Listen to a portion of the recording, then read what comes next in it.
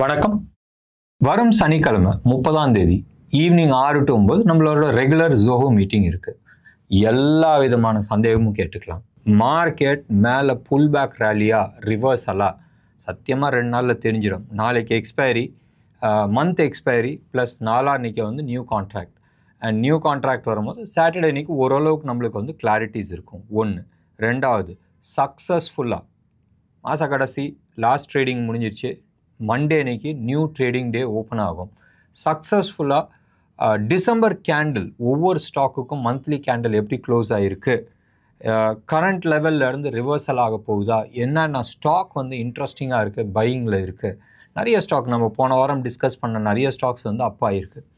And இன்ட்ரெஸ்டிங்கான விஷயத்தை எல்லாத்தையுமே நம்ம வந்து டிஸ்கஸ் பண்ணலாம்.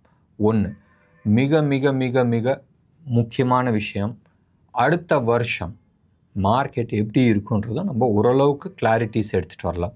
ஏன்னு சொன்னால் டிசம்பர் மாதம் நார்மலி ரேலி வரும், சாந்தாக்ரூஸ் ரேலின்னும். அது வரத்துக்கான ஏதாச்சும் வாய்ப்பு இருக்கா, இல்லை அது ஒரு ட்ராப்பான்றது மட்டும் நம்ம பார்த்துக்கலாம். நீங்கள் பண்ண வேண்டியது ரொம்ப சிம்பிள். கீழே டிஸ்கிரிப்ஷனில் இருக்க ரேசர்பே லிங்க்கை கிளிக் பண்ணிவிட்டு 236 rupees 200 + 36 rupees GST பே பண்ணிவிட்டு அந்த ஸ்க்ரீன்ஷாட் எங்களோட வாட்ஸ்அப் நம்பருக்கு ஷேர் பண்ணுங்கள். 9444468888. சந்தேகம் இருந்தால் அதே நம்பருக்கு கால் பண்ணி பேசலாம். ஒன்று. ரெண்டாவது, நீங்கள் என்ன கேள்வி, என்ன ஸ்டாக்கை பற்றி இல்லை ஏதாச்சும் ஜென்ரல் கேள்வி கேட்கணும்னு நினச்சால் கேள்வி வந்து மோஸ்ட்டாக நீங்கள் வந்து அங்கே கொஷினில் கேட்டுக்கலாம். கொஷின் ஆன்சர் சேட் இருக்குது, அதில் நீங்கள் கேட்டுக்கலாம். இல்லை ஹேண்ட் ரைஸ் பண்ணால் நார்மலி நாங்கள் வந்து ஆன் பண்ணிவிட்டு கேள்வி கேட்டுக்கலாம். சப்போஸ் ஸ்டாக் ஸ்பெசிஃபிக்காக நீங்கள் கேட்கணுன்னு நினச்சால் முதலே அனுப்பி விட்ருங்க. ஒரு 2 ஸ்டாக் முடிஞ்ச அளவுக்கு. அதுக்கு மேலே வந்து நிறைய பேர் கேட்குறாங்க. போன தடவை ஆல்மோஸ்ட் 80-85 ஸ்டாக்ஸ் பக்கமாக இருந்துச்சு. ஸோ 2 ஸ்டாக் உங்களுக்கு வேண்டிய ஸ்டாக்ஸ் வந்து அனுப்பி விடுங்க, நாங்கள் லைவில் டிஸ்கஸ் பண்ணிக்கலாம். ஒன்று. ரெண்டாவது முக்கியமான விஷயம், சாயந்தரம் 5 மணிக்குள்ளே 5-5:30 மணிக்குள்ளே நீங்கள் வந்து உங்களோட கேள்வி, அதாவது சனிக்கிழமை சாயந்தரம் 5:30 மணிக்குள்ளே உங்களோட கேள்வி அனுப்பிட்டினால் ஸ்டாக்கை பற்றி நீங்கள் அனுப்பிட்டினா ஈஸியாக இருக்கும். ஏன்னு சொன்னால் அந்த கடைசி நேரத்தில் எடுத்துகிட்டு வரும்போதும் லைவில் வந்து அது பண்ணுறது வந்து ரொம்ப கஷ்டமாக இருக்குது. ஏன்னா ஸ்டாக் செலெக்ஷனுக்கே வந்து டைம் பிடிக்கும். ஸோ எடுத்து வச்சுன்னா நாங்கள் ஸ்டாக் எடுத்து வச்சுட்டு லைவில் நம்ம வந்து அனலைஸ் பண்ணிக்கலாம். வாங்க, வரும் சனிக்கிழமை சாயந்தரம் 6 to 9 சந்திப்போம். மார்க்கெட் சூப்பர் டூப்பராக இருந்துச்சு இன்றைக்கி. இன்ட்ரெஸ்டிங்காக இருந்துச்சு. சூப்பர் டூப்பர்னு சொல்கிறதோட இன்ட்ரெஸ்டிங்காக இருந்துச்சு. ஏன் இன்ட்ரெஸ்டிங்காக இருந்துச்சு? உப்பு சப்பு இல்லாத, அதாவது லோக்கலில் டிஸ்ட்ரிக்ட் கோர்ட்டில் ஒரு அட்வொகேட்டுக்கு ஒர்க் பண்ணுற கிளர்க் இருப்பாப்புல, அந்த கிளர்க்கே வந்து அந்த சார்ஜ் ஷீட்டை படித்து பார்த்தா காரி துப்பிட்டு போவோம். அப்படி இருக்குது. யூஎஸ் கோர்ட் வந்து அதானிக்கு அகெயின்ஸ்டாக கொடுத்துருக்குற கேஸு.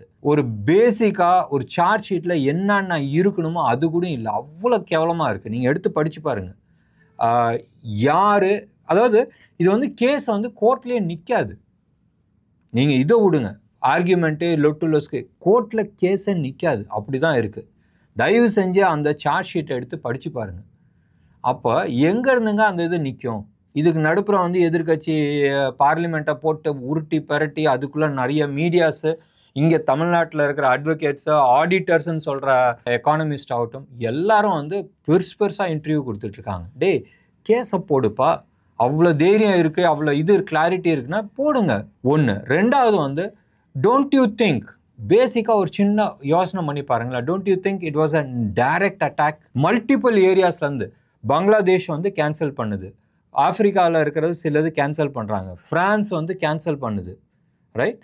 அண்ட் இந்தியாவில் வந்து எவ்ரி டைம் பார்லிமெண்ட் ஓப்பன் ஆகிறதுக்கு 2 நாளைக்கு முன்னாடி இது மாதிரி சில விஷயங்கள் வருது. எங்கேயோ வந்து எலி அம்னமாக ஓடிட்டு இருக்கு. ப்ராக்டிக்கலாக யோசனை பண்ணி பாருங்களேன், என்ன ஆகுதுன்றது உங்களுக்கு தெரியும். அண்ட் ஒரு யூஎஸ் கோர்ட் வந்து அரெஸ்ட் வாரண்ட்ன்ற வார்த்தையே இல்லை, ப்ரெசென்ட் ஆகிறதுக்கு. ஆனால் சில இது சொல்லியிருக்காங்க. And they don't have a jurisdiction இல்லாத இடத்துல அவங்க எங்கேருந்து இம்ப்ளிமெண்ட் பண்ண போகிறாங்க? சரி, நான் அதுக்குள்ளே நம்ம போக விரும்பல. இன்றைக்கி அதானி குரூப்ஸ் வந்து சம்மர் ரேலி, அதானி என்டர்பிரைசஸ் வந்து 12%, அதானி பவர் வந்து அப்பர் சர்க்கியூட் அடித்து நின்றுச்சு. பட் போக போக கொஞ்சம் குறைஞ்சி கீழே வந்துச்சு. ஸோ இன்ட்ரெஸ்டிங்கான விஷயம், இது ஒன் ஆஃப் த ரீசன்ஸாக இருந்துச்சு ரேலிஸ் கொடுக்கறதுக்கு. ஒரு பாசிட்டிவ் வைப்பில் எப்பயுமே வந்து இது ஏறிச்சு இல்லை இது இறங்குச்சு, இவ்வளோ பெருசாக இறங்குச்சுன்னு சொன்னால் இவனுக்கு யார் யார் கடன் கொடுத்தாங்க அவங்களெல்லாம் காலி பண்ணாங்க. எப்படி எஸ்பிஐ, நிறைய பப்ளிக் செக்டர் பேங்க்ஸ் எல்லாத்தையுமே காலி பண்ணாங்க. பப்ளிக் செக்டர் பேங்க் வந்து மல்டி மந்த் புல் ரனில் இருக்கிறாங்க, மல்டி இயர் புல் ரனில் இருக்கிறாங்க. அதில் வந்து ஒரு மந்த்லி கரெக்ஷன் வந்துருந்துச்சு, ஒரு 6-7 மாதம் வந்து கரெக்ஷன் முடிஞ்சு ரெடியாகி மேலே நிற்குது. ஸோ இது எல்லாமே வந்து பாசிட்டிவாக வந்துச்சு. ஆஸ் யூஷுவல் பிஇஎல் செம்ம பாசிட்டிவாக இருந்துச்சு, அதுவும் வந்து இன்றைக்கி அப் ட்ரெண்ட் இருந்துச்சு. Chambal fertiliser, Navin fluoro, Gujarat GNFC, Tata chemicals, Aarti industry, இதெல்லாம் வந்து பல மாதமாக, அதாவது பல மாதம்னா நான் சொல்கிறது வந்து ஆல்மோஸ்ட் லாஸ்ட் 3.5 to 4 இயர்ஸாக வந்து கெமிக்கல் ஸ்டாக்ஸ் எல்லாமே வந்து ரேஞ்ச் பவுண்டில் இருக்குது. அந்த ரேஞ்ச் பவுண்டில் வந்து பாட்டம் ஆஃப் தி ரேஞ்சில் இருந்துச்சு, இப்போ வந்து கொஞ்சம் மேலே ஏறுது. ஸோ அதெல்லாம் வந்து வெறும் இன்ட்ரெஸ்டிங்கான ஸ்டாக்ஸ் கிடையாது. ஆஸ் ஆஃப் நோ பிரேக் அவுட்டாக கிடையாது, வெயிட் பண்ணி பார்க்கலாம். பிரேக் அவுட்டுன்னு சொன்னால் நிஜமாக பிஇஎல் லாஸ்ட் ஃபியூ டேஸாக வந்து செம்ம ரேலி போயிட்டுருக்கு. அதே மாதிரி மெரிகோ இண்டஸ்ட்ரீஸும் நீங்கள் எடுத்துக்கிட்டிங்கன்னா லாஸ்ட் ஃபியூ டேஸாக வந்து செம்ம ரேலி போயிட்டுருக்கு. அண்ட் இது எல்லாமே வந்து புல் பேக் ரேலி. பிஇஎல் நான் புல் பேக் நான் சொல்ல, அது வந்து பிரேக் அவுட். அண்ட் இன்னொன்று ஒரு ஸ்டாக் வந்து ரொம்ப இன்ட்ரெஸ்டிங்காக இருக்குது, ஐடியா செல்லுலர். நீங்கள் வந்து எடுத்து பாருங்கள், முந்தா நேற்று மண்டே அன்னைக்கு 17% அப்பு, நேற்று ஒரு 10-11% அப்பு, இன்றைக்கும் ஒரு 10-11% up. Something interesting is happening. 7 ரூபா வந்துச்சு. எப்படியா இருந்தாலும் இந்த கம்பெனிஸ்க்கு வந்து நிறைய வேல்யூஸ் இருக்குது, யாராச்சும் வந்து வாங்கிடுவாங்க தெரியல. ஏதோ ஒரு இன்ட்ரெஸ்டிங் நியூஸ் இருக்குது. But definitely there is something which is cooking. உங்களுக்கும் எனக்கும் தெரியாத விஷயமா இருக்கலாம். ஹெச்டிஎஃப்சி மறுபடியும் ரேலியில் தான் போயிட்டுருக்கு. ஆல்மோஸ்ட் 1.2% அப்பு, 1811 இருக்குது. இப்போதைக்கு வந்து அப்சைட் டார்கெட் அந்த 61% வந்து கிராஸ் ஆகிடுச்சு. So upside target probably around 2000 வரைக்கும் இருக்குது. வெயிட் பண்ணி பார்க்கலாம். நாளைக்கு எக்ஸ்பைரி எப்படி பிஹேவ் ஆக போகுதுன்றது. நாளைக்கு வந்து மந்த்லி எக்ஸ்பைரி இருக்குது. டெஃபினெட்லி வொலட்டாலிட்டி இருக்கிறதுக்கான வாய்ப்புகள் இருக்குது. யூஎஸ் மார்க்கெட் ரைட் நவ் யூஎஸோட இன்ஃப்ளேஷன் டேட்டாஸ் வந்து பார்த்துட்ருக்காங்க. என்டையர் யூரோப் வந்து ஷிவரிங்கில் இருக்குது, என்ன பண்ண போகிறாங்கன்றது. இது ஒன்று. ரெண்டாவது, இந்த யுக்ரைனை வந்து அடங்க மாட்டான். அவனுக்கு வந்து சொந்தமாக எதுவுமே கிடையாது. அவன் வந்து மற்றவங்கள்ட்ட வந்து வாங்கி பண்ணிக்கிட்டு இருக்காப்புல. மற்றவங்கன்றது மெயினாக வந்து யூஎஸில் வந்து தலை மாறிடுச்சு. புதுசாக வர தலை வந்து நீட்டாக சொல்லிச்சு, வந்த அடுத்த நாள் வந்து யுக்ரைன் ரஷ்யா வாரை நிப்பாட்டிடுவேன்னு. அப்போ எந்த தைரியத்தில் வந்து யூஎஸ் கொடுக்குற மிசைல்ஸ் வந்து அடிச்சிட்டு இருக்காங்கன்றது தெரியல. ஏன்னு சொன்னால் ஜனவரி மாதம் ஆச்சுன்னா ஜனவரிக்குள்ளே வந்து டோட்டலாக மாற போகிறது கிடையாது. அண்ட் ஜனவரி வந்துச்சுன்னா டெஃபினட்டாக வந்து யுக்ரைனை வந்து சரிடாரே யார் எங்கெங்கே இருக்கீங்களோ அப்படி அப்படியே வச்சிங்கன்னு தான் சொல்ல போகிறாங்க. அண்ட் இப்போ இருக்கிற பிரசிடெண்ட்டை வந்து காலி பண்ணுறதுக்கான நிறைய சான்சஸ் இருக்குது. அப்படி இருக்கும் போதும் எந்த தைரியத்தில் வந்து அமெரிக்கன் மிசைல்ஸை வந்து ரஷ்யாவுக்கு உள்ளே விட்றாங்கன்றது தெரியல. சம் ஜியோ பாலிட்டிக்கல் இது டீப் ஸ்டேட்னு நம்ம சொல்கிறோம் தெரியுமா, அந்த டீப் ஸ்டேட் வேலை பண்ணிகிட்ருக்கா, ஓவர் டைமாக வேலை பண்ணிகிட்ருக்கான்றது தெரியல. போர் வந்து யுக்ரைனோட ரெஸ்ட்ரிக்ட் ஆகக்கூடாது, மேபி இட் கேன் கெட் எக்ஸ்டெண்டட்ன்ற மாதிரி ஒரு ஆட்டிடியூடான்றது தெரியல. ஏன்னு சொன்னால் அடித்தால் போலாண்டு அடிக்கலாம், பிரிட்டன் அடிக்கலாம், யூரோப்பில் நிறைய கண்ட்ரிஸ் அடிக்கலாம். ஸோ அப்படி இருக்கலாம்ன்றது ஒரு சின்ன தூண்டுதலான்றது தெரியல. வெயிட் பண்ணி பார்க்கலாம். ஏன்னு சொன்னால் நேற்று யுக்ரைன் வந்து ஆல்மோஸ்ட் ஒரு 6 எக்ஸ்ட்ரா மிசைல்ஸ் வந்து ரஷ்யாவுக்கு உள்ளே விட்டுருக்காங்க. ரஷ்யா வெயிட் பண்ணி நிச்சயமாக இதுக்கான பதிலடி பயங்கர வெயிட்டாக இருக்குன்றதான் சொல்லியிருக்கிறாங்க. பட் ஆஸ் ஆஃப் நவ் மார்க்கெட்டில் விக்ஸு குறைஞ்சிட்ருக்கு. மார்க்கெட்னால் நான் சொல்கிறது ஜியோ பாலிட்டிக்ஸில் டென்ஷன் குறைஞ்சிட்ருக்கு. ஏன்னு சொன்னால் இஸ்ரேல் லெபனான் டீல் முடிஞ்சிருக்கு. ஸோ டீல் முடிஞ்சதுலேயே உங்களுக்கு தெரியும் கோல்டு எப்படி கிராஷ் ஆச்சு, ஆயில் எப்படி கிராஷ் ஆச்சுன்னு. பட் அடுத்த டென்ஷன், 2 டென்ஷன், ரைட்? என்ன டென்ஷனு? யுக்ரைன் ரஷ்யா வார், அது எப்படியா இருந்தாலும் ஜனவரியில் வந்து நின்றுடுன்றது எல்லாரும் எதிர்பார்க்குறாங்க. பட் யூஎஸ் வந்துச்சுன்னு சொன்னால் சைனாவுக்கு அகெயின்ஸ்டாக வந்து எப்படி டேரிஃப்ஸ் போட போகிறாங்க ஒன்று. ரெண்டாவது, அதிரடியாக யூஎஸ் வந்து அவங்களோட எக்கானமி பார்ப்பாங்க. பார்க்கும் போதும் உலகத்தில் இருக்கிற மற்ற நாடுகள்லாம் என்ன ஆக போகுது. மூணாவது முக்கியமான விஷயம், யூஎஸோட debt $34 trillion, right? 200% of their GDP. எவ்வளோ? 200% ஆஃப் தியர் ஜிடிபி. ஸோ 2 வருஷத்துக்கு வந்து அவன் சம்பாதிக்கிற கேஷ் பூரா கொடுத்தா அவன் கடன் காலியாகும். ஒன்று. ஒவ்வொரு அமெரிக்கன் சிட்டிசன் மேலேயும் $1 lakh கடன் இருக்குது. நம்ம ஊர் கேஷ்க்கு ஆல்மோஸ்ட் 84,50,000 ரூபா கவர்மெண்ட் வாங்கின கடன் இது. இது இல்லாத வந்து கிரெடிட் கார்டு கடன் இருக்குது, பர்சனல் லோன் கடன் இருக்குது, எஜுகேஷன் லோன் கடன் இருக்குது, ஆட்டோ லோன் கடன் எக்கச்சக்கமாக இருக்குது, ரைட். ஹவுசிங் லோன் கடன் இருக்குது. இதெல்லாம் தனி. இதெல்லாம் வந்து இண்டிவிஜுவல்ஸ் மேலே இருக்கிற கடன். நாட்டு மேலே இருக்கிற கடன் ஒவ்வொரு ஆளுக்கும் பிரித்து கொடுத்தால் ஆல்மோஸ்ட் $1,00,000 வந்து கடன் இருக்குது. அப்போ அந்த நாட்டில் என்ன பிரச்சனை இருக்குன்றது நினச்சி பாருங்களேன். இப்போ ரெண்டு விஷயந்தான். ஒன்று, நீ வந்து செலவுகள் குறைச்சி ஏர்னிங்ஸை வந்து இன்க்ரீஸ் பண்ணணும். அண்ட் இந்த ரெண்டுமே டிராஸ்டிக்காக பண்ணுறது வந்து கொஞ்சம் கஷ்டம். டிராஸ்டிக்காக பண்ணுறாங்க, அடுத்த ஒரு 4 வருஷம் 5 வருஷத்தில் பண்ணுறாங்கன்னு சொன்னால் 2 விஷயம் நடக்கும்.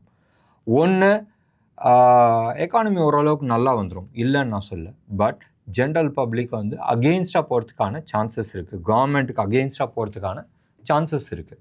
எடுத்து பாருங்களேன், நம்ம ஊரில் வந்து இல்லைப்பா நம்ம எக்கானமியெல்லாம் சரிப்படுத்தணும், பெட்ரோல் விலையை $150 ஆக்கு, இபி பில்லு, டெலிஃபோன் பில்லு இதெல்லாம் மேலே ஏறு, சப்சிட்ரிலாம் எதுவுமே கிடையாது, என்ன ஆகும்?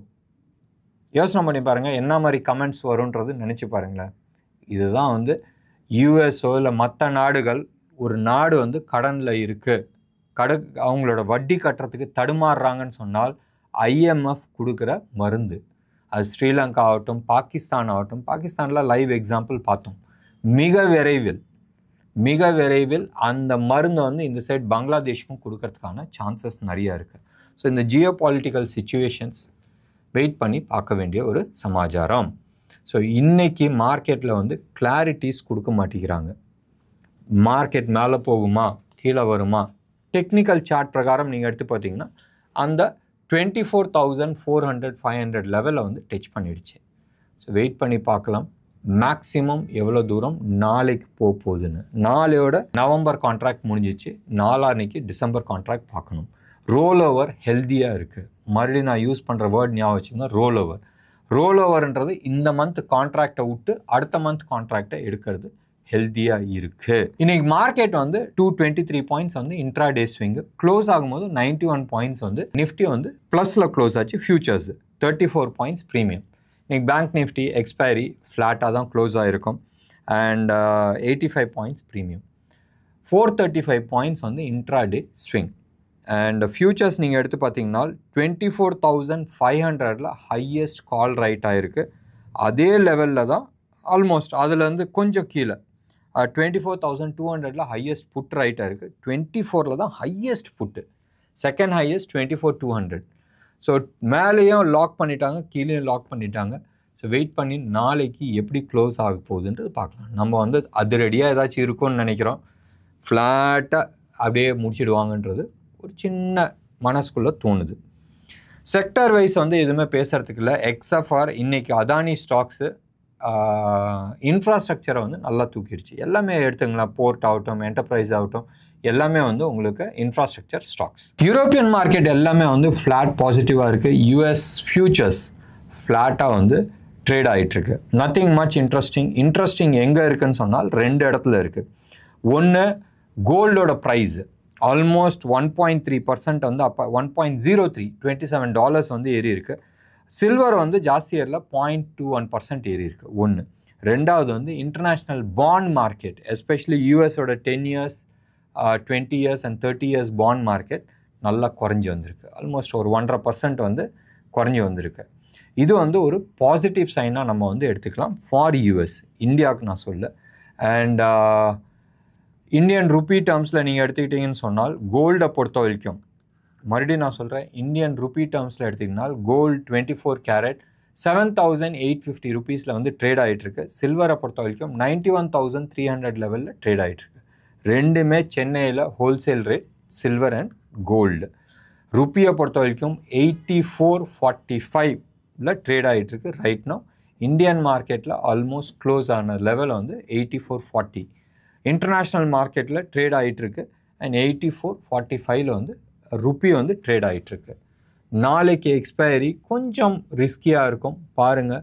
ஆப்ஷன் பையிங்கோ செல்லிங்கோ வந்து கொஞ்சம் வாலட்டைலாக இருக்கிறதுக்கான சான்சஸ் இருக்குது. 2 சாய்ஸ்.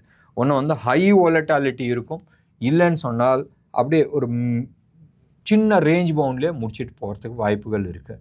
நீங்கள் எடுத்து பாருங்களேன், ஆப்ஷனை பொறுத்த வரைக்கும் 24,500 ஹையஸ்ட் கால் ஆப்ஷனும், கீழே வந்து 24,200 200ல் இருக்குது. ஸோ அந்த 300 பாயிண்ட்ஸ் வந்து இன்ட்ராடே ஸ்விங்குக்கு வந்து விட்டு வச்சுருக்குறாங்க.